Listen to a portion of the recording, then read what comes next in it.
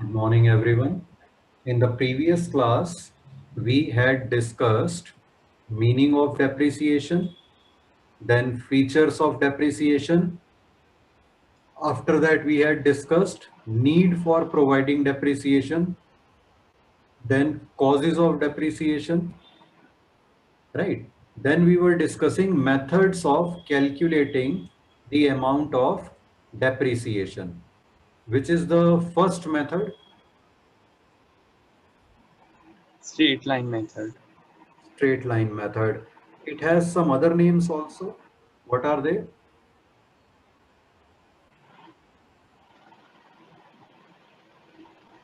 Remember or not?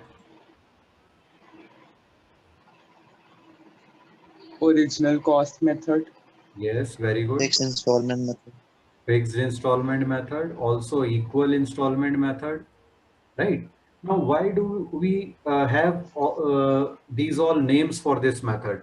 If you see the example we had taken yesterday, 1,70,000 is the annual depreciation we calculated, isn't it? Yes, sir. That means every year the same amount of depreciation will be charged and the amount will be 1,70,000. Okay. So since the amount remains fixed, amount of depreciation remains fixed every year on a particular asset, it is called fixed installment method.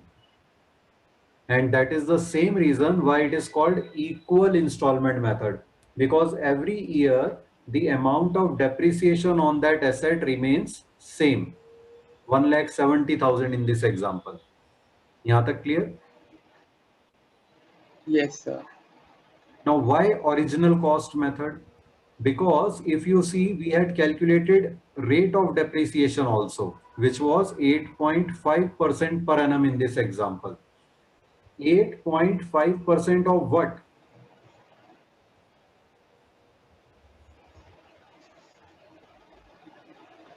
Original cost. Yes, of the original cost, which is 20 lakh. So every year the depreciation amount will be 8.5% of what? Of the original cost. So that is why it is called original cost method also. Now, why is it called straight line method?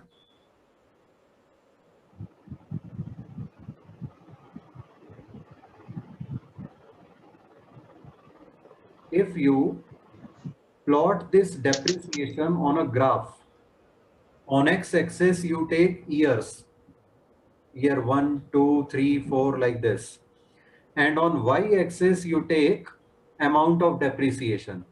So first year the amount is 1,70,000. Second year again 1,70,000.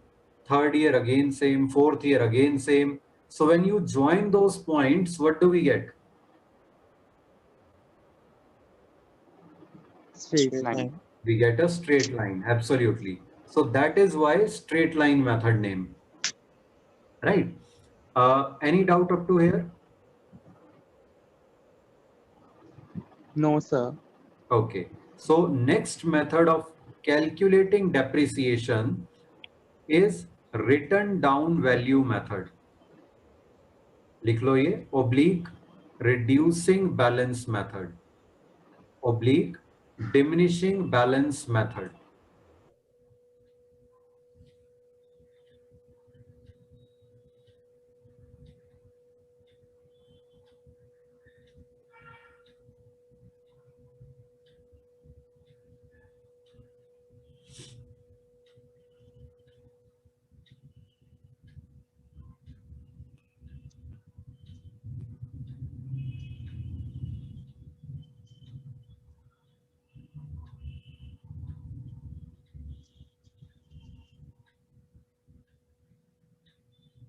Written.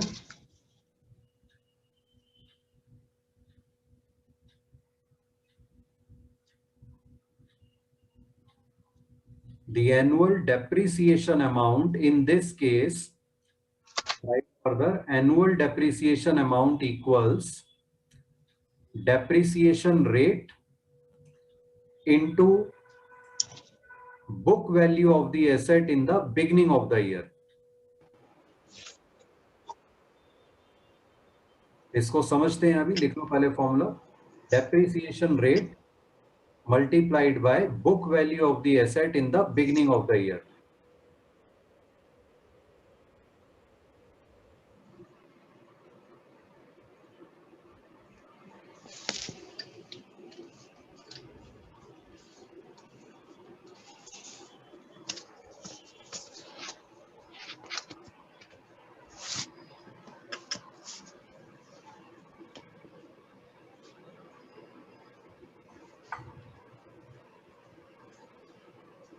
Sir, written.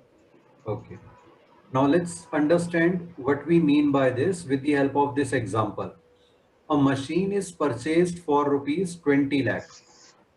Depreciation rate is 10% per annum. Annum means year. So per annum means per year. The amount of annual depreciation will be first year में 20 lakh का 10% कितना हुआ? 2 lakh. 2 lakh. अब 20 लाख में से 2 lakh less करके machine की value कितनी रह गई? 18 लाख। 18 लाख। तो नेक्स्ट ईयर डेप्रिसिएशन लगेगी 18 लाख पर। ये मतलब है 18 book value of the asset in the beginning of the year. मतलब स्ट्रेट लाइन में क्या हो रहा था, हर साल ओरिजिनल कॉस्ट पे ही लग रही थी, लेकिन इसमें क्या है, जो हर ईयर के बिगिनिंग में जो वैल्यू है एसेट की, बुक वैल्यू है, उस पर डेप्रिसिएशन लगेगी। तो सेकेंड ईयर में 18 लाख का 10%, ये हो गया 1,80,000। अब 18 लाख में से 1,80,000 और कम हो गए, वैल्यू कितनी रह गई मशीन की? 16 lakh. 16,20,000। Very good. तो थर्ड ईयर के एंड में जो डेप्रिसिएशन लगेगी, थर्ड ईयर के बिगिनिंग में क्योंकि वैल्यू 16,20,000 है, तो थर्ड ईयर के एंड में डेप्रिसिएशन लगेगी, उसका 10% कितना हुआ? 1,60,000. Right, and so on. इस तरह से हर साल जो ब्रॉट डाउन वैल्यू होगी, पिछले साल की डेप्रिसिएशन लगने के बाद जो वैल्यू बची ईयर के बिगिनिंग में, पिछले ईयर के एंड में कह सकते हैं या करंट ईयर के बिगिनिंग में, उस वैल्यू पर ईयर के एंड में डेप्रिसिएशन कैलकुलेट होगी। क्लियर? Yes, sir. आगे लिखो, इसमें rate of depreciation equals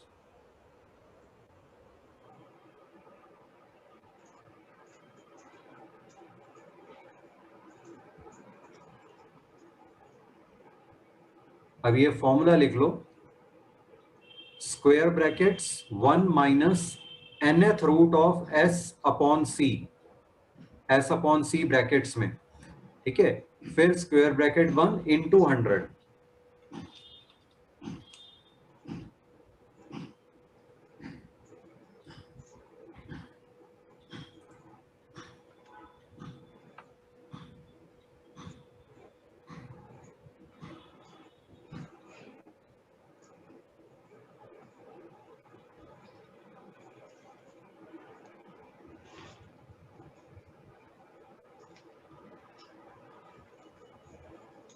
Here n is number of years of estimated useful life, s is scrap value, and c is cost, original cost.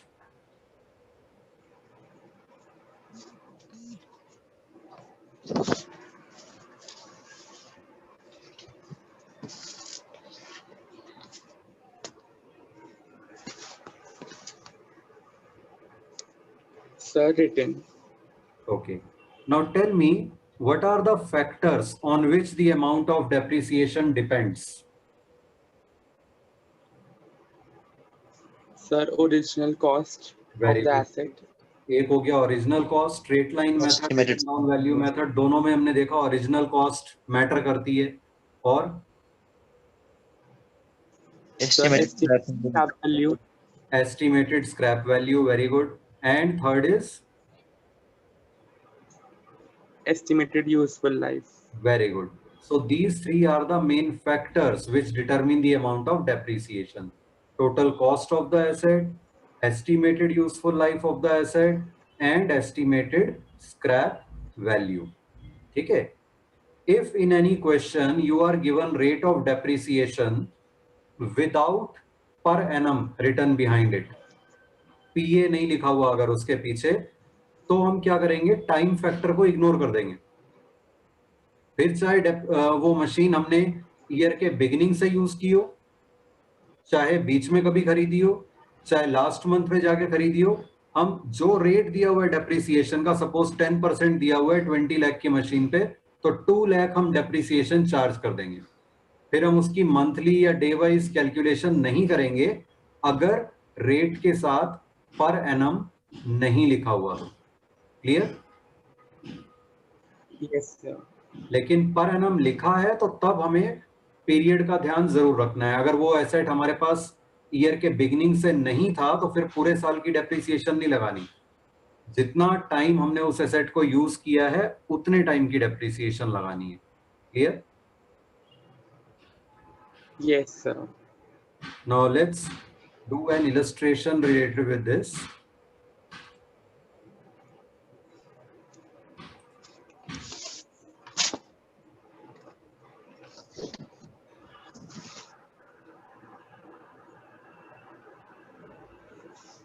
Can you see this screen? Sir, only the question is visible. हाँ, only the question is there ना? ठीक है, ये question लिख लो Yes. और साथ साथ पढ़ भी लेते हैं। लिखते जाओ आप साथ साथ। A machinery is purchased for ₹23,70,000 on 1st October current year. Current year अभी हम बात करें तो 2020, ठीक है। And ₹30,000 are spent on its installation.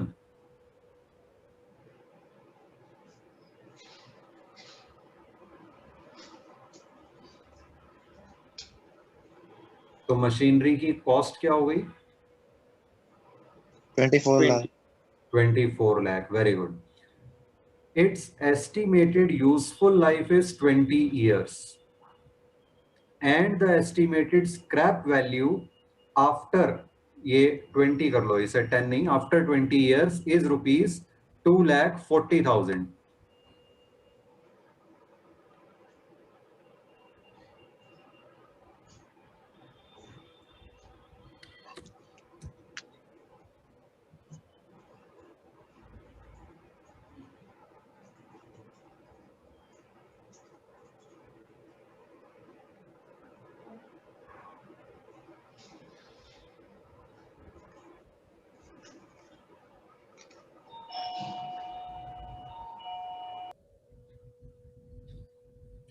Find out annual depreciation, rate of depreciation, and depreciation for current year to be charged on this machinery by straight line method.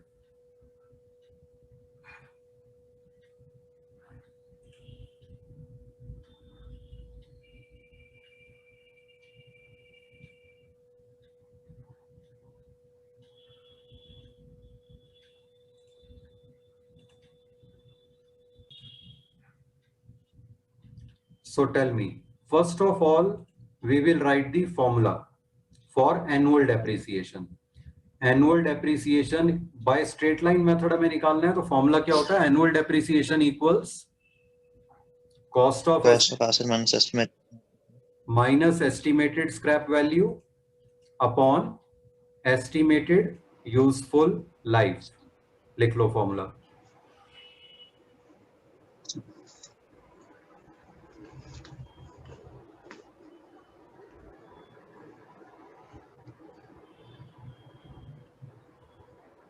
So it will be 24 lakh minus Very good. 2,40,000 minus 2,40,000 upon 20. 20.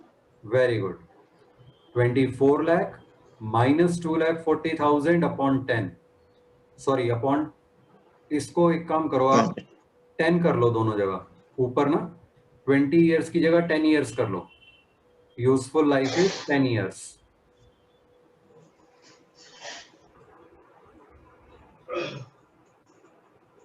तो amount कितना आ गया solve करके?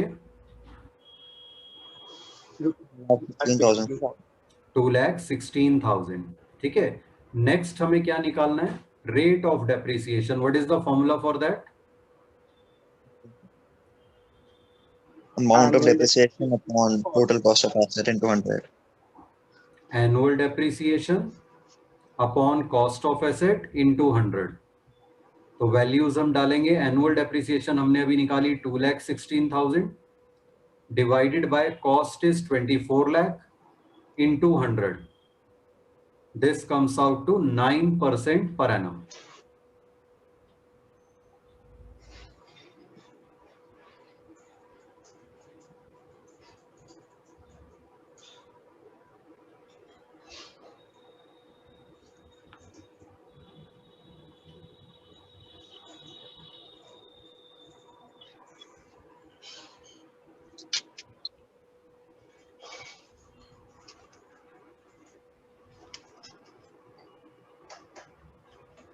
Return.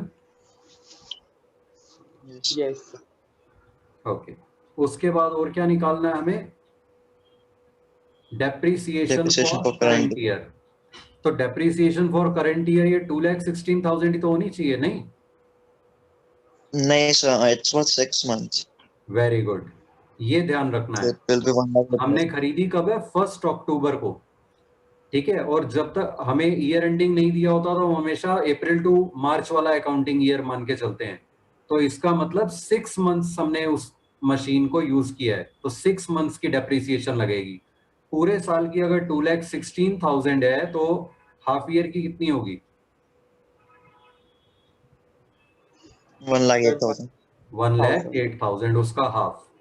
ठीक है, लिख लो depreciation for current year equals 2,16,000 into 6/12 equals rupees 1,08,000. अब इस तरह के क्वेश्चंस में ना बड़ी टेम्पटेशन होती है कि इतनी कैलकुलेशन तो हम फटाफट ओरली कर सकते हैं, या सीधे सीधे फॉर्मूला लिखा और वैल्यू निकाल दी.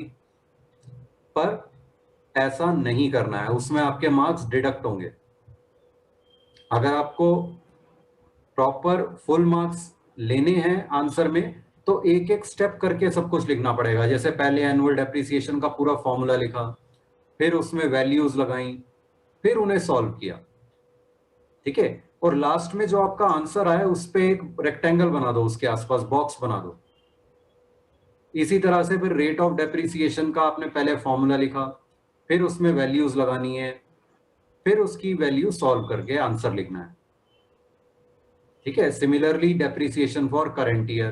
तो किसी भी चैप्टर में, किसी भी टॉपिक में जब भी आप कोई न्यूमेरिकल कर रहे हो तो इस तरह से स्टेप बाय स्टेप सारी डिटेल्ड कैलकुलेशन आपने शो करनी है. और जहां पे भी कोई फॉर्मूला इन्वॉल्व है तो वो फॉर्मूला लिखना जरूर है, सीधे वैल्यूज नहीं डाल देनी. Clear? Yes, sir. Now let's do another illustration. ये लिखो क्वेश्चन पहले. Rajat traders bought a machinery for ₹3,20,000 on 1st January 2018.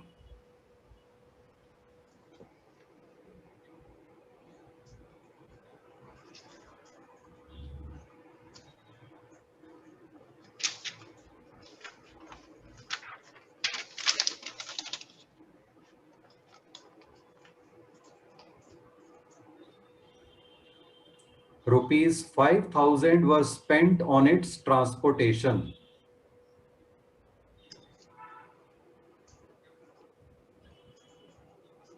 तो कॉस्ट कितनी हो गई? 3,25,000. Very good. Its estimated life is 20 years and estimated scrap value after 20 years is ₹25,000.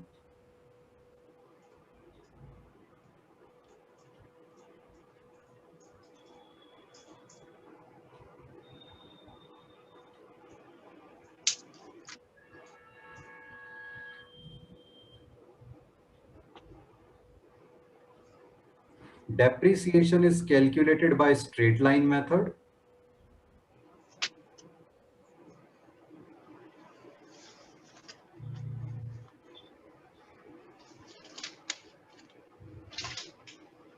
The machinery was sold for ₹2,08,000 on 1st January 2020.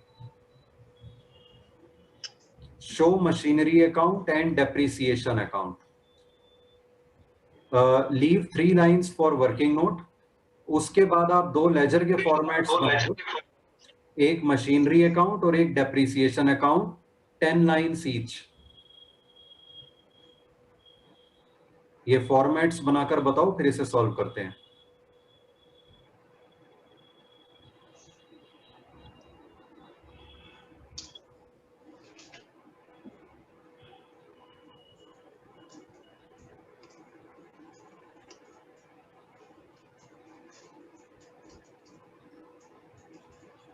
Ledgers के ऊपर लिख लेना in the books of Rajat traders.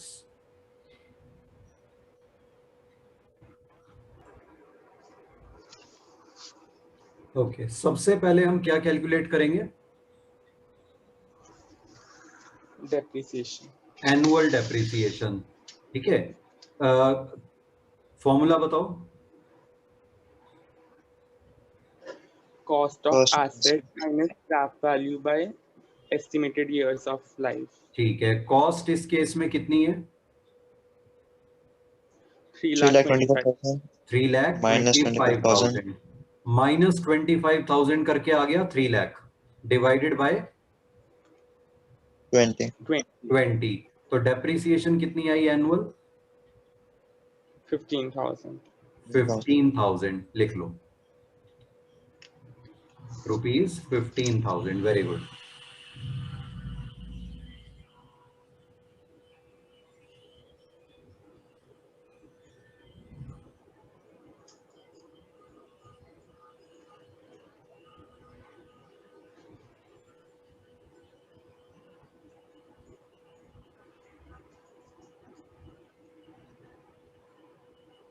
Sir return. Okay, हमने खरीदी है machine 1 जनवरी 2018 को. तो first time इस पे डेप्रिसिएशन किस डेट पे लगेगी?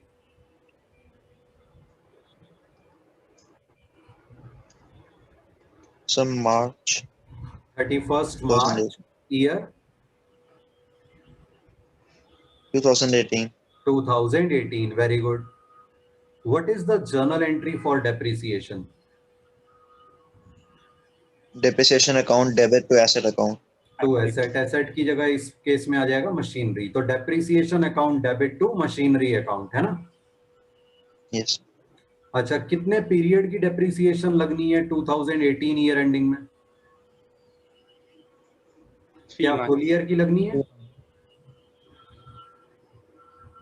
For 3 months. For 3 months.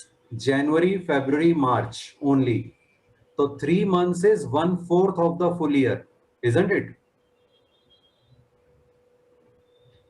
Yes, sir. तो 15,000 का हाफ करो, कितना हुआ?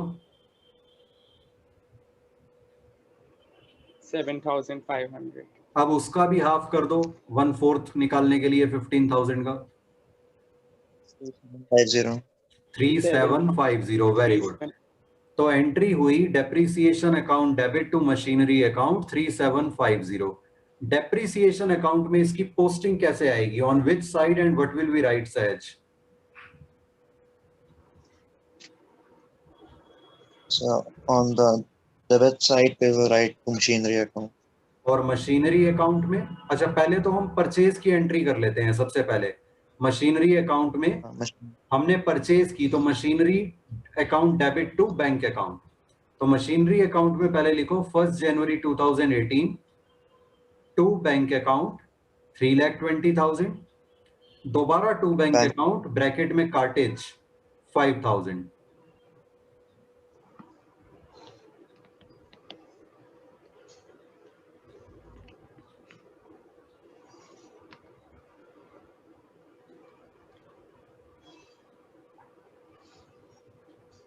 Sir written.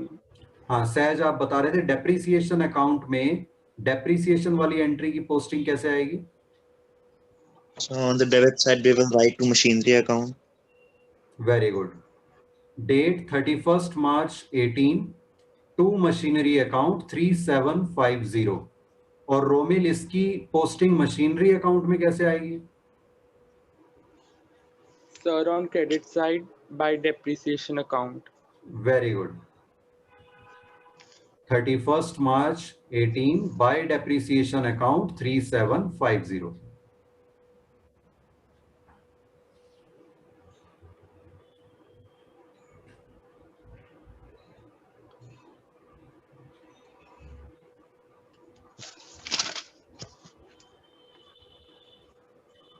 Written? Yes, sir. Now, before moving on to the next year, we have to close the ledger accounts for this year 2017-18. Machinery account किस तरह का account है और कैसे क्लोजिंग होगी इसकी?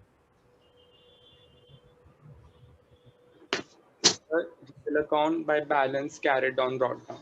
Yes, it is a real account and closing will be by writing balance carried down brought down. Debit side का total 3,25,000 है, क्रेडिट में 3,750 है, तो लेस करके डिफरेंस निकालो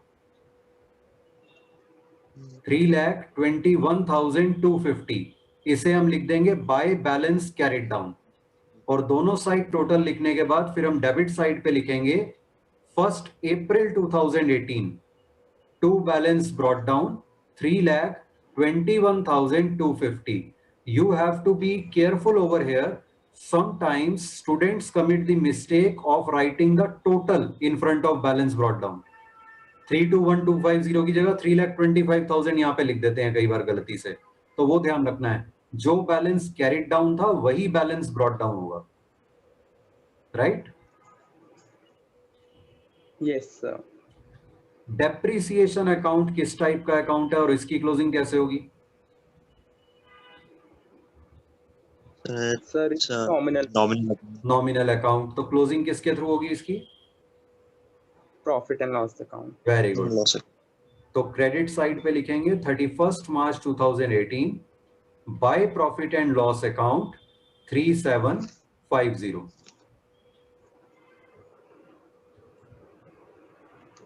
और दोनों साइड टोटल लिख देंगे, दैट्स ऑल.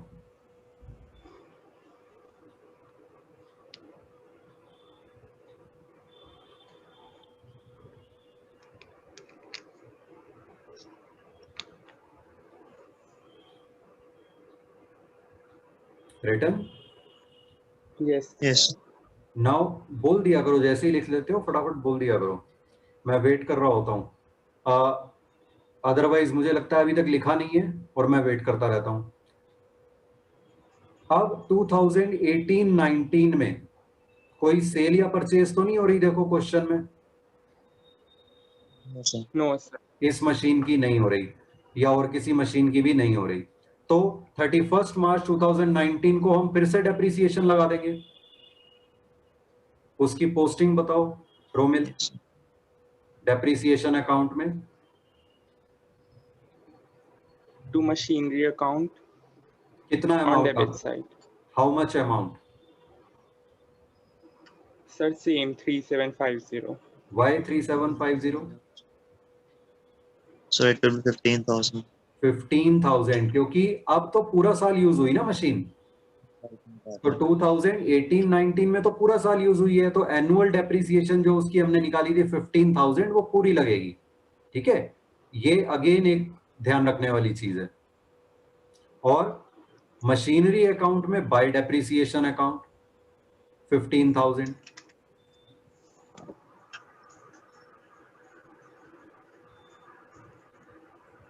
उसके बाद मशीनरी अकाउंट की तो हम क्लोजिंग कर देंगे. अब बैलेंस बचा 3,06,250.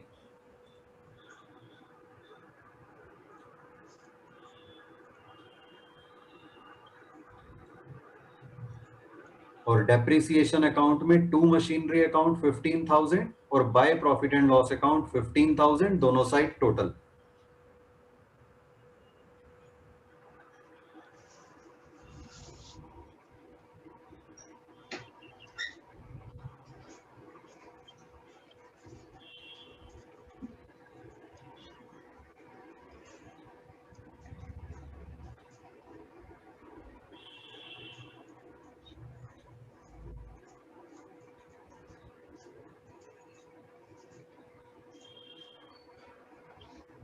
रिटर्न? Yes, sir. ओके. अब देखो 1920 वाले ईयर में कोई मशीन सेल या परचेज हो रही है? Yes, sir, on 1st Jan. 1 जनवरी 2020 को, ठीक है। तो इसका मतलब 1 जनवरी 2020 को हम ये मशीन सेल कर रहे हैं। सेल करने से पहले हम तब तक की, उस डेट तक की डेप्रिसिएशन लगाएंगे सबसे पहले, ठीक है। तो 1 It will be for जनवरी 9 तक, months. yes, for 9 months. So 1,250. 15,000 into 9/12 या 15,000 into 3/4, ये आ गया 11,250। ये लिख लो मशीनरी अकाउंट में, क्रेडिट साइड 1 जनवरी 2020 bye depreciation account 11,250। Sir return जब हमने मशीन को सेल किया 2,08,000 में, जर्नल एंट्री क्या होगी? Bank account debit to machinery account. Very good. उसकी पोस्टिंग अब सोचो मशीनरी अकाउंट में कैसे आएगी, क्या लिखेंगे? Sir credit side by bank account. Very good. Bye. तो लिखो अब बाय बैंक अकाउंट 2,08,000। अब हम देखेंगे कि इस मशीन को सेल करने पे हमें गेन हुआ या लॉस हुआ। देखो ब्रॉट डाउन वैल्यू थी 3,06,250, उसमें से डेप्रिसिएशन कितनी लग गई? 11,250 up to the date of sale. तो अब इसकी बुक वैल्यू कितनी बची? 3,06,250 minus 11,250। 2 lakh. Sorry. Let's say 2,95,000. 2,95,000। Very good. लेकिन ये सेल कितने में हुई? 2,08,000. तो गेन हुआ या लॉस हुआ? लॉस। Gain. 2,95,000 की चीज 2,08,000 में बिकी है, कम में बिकी है, तो लॉस हुआ। कितना लॉस हुआ? Yeah, loss. 87,000। तो उसे हम लिखेंगे by loss on sale of machinery account 87,000। अगर गेन होता तो डेबिट साइड पे लिख देते, to gain on sale of machinery account. Loss है तो क्रेडिट साइड पे आएगा, ठीक है। अगर आप ध्यान से सोचो इसकी जर्नल एंट्री क्या होगी, पूरी journal entry, bank account debit 2,08,000, loss on sale of machinery account debit 87,000, to machinery account 2,95,000, ठीक है। Yes. डेप्रिसिएशन अकाउंट में क्या होगा? पहले मशीनरी अकाउंट को तो क्लोज कर देते हैं, ये तो इसी डेट पे क्लोज हो गया, अब कुछ बैलेंस बचा ही नहीं, मशीन सेल हो गई, ठीक है। तो टोटल लिख दो दोनों साइड 3,06,250। अब आते हैं डेप्रिसिएशन अकाउंट पे, इसमें क्या करेंगे? Same to machinery account. Yes, लेकिन डेट होगी 1 जनवरी 2020। टू मशीनरी अकाउंट 11,250, पर उसे क्लोज करने की डेट ईयर एंडिंग ही रहेगी डेप्रिसिएशन अकाउंट को, 31 March 2020 by profit and loss account 11,250 and then total on both sides.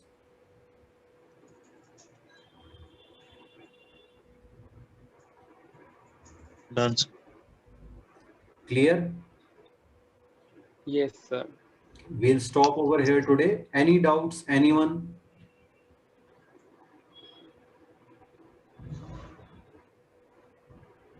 No?